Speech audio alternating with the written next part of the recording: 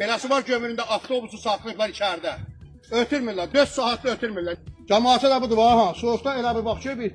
Hələ ailə uşaqlar durub orada, körpə-körpə uşaqlar. Naxçıvan Muxtar Respublikasında avtovağzalda veşlər aparıqdan geçib, gömrüklərin əli ilə geçib, avtobus bulunlanıb və bugünkü gündə gəlmişik beləsi var gömründə, o gömrükçüyə inanmır. Bu avtobus burada yoxlanacaqsa, Naxçıvan Muxtar Respublikasında avtovağzalda gömrükçü qardaşlarımızın tərəfindən yoxlanılıb, avtobus niyə bulunlanırdı?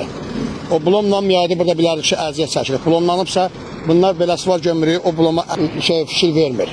Cəmaat hamısı eşdə durub avtobus gözləyir. Bu cəmaat da gəlir ki, bura bizim günahımız nədir? Avtobus 4 saat içəridədir, buraxılmır eşiyə. Belə şey olmaz ki, buna bir Nazirlər Kabineti, veşimizi alıb vururlar, ambara deyirlər Nazirlər Kabinetinin qərarıdır. Nazirlər Kabineti bir qərar verin görə, gömrükçüyə inanmır.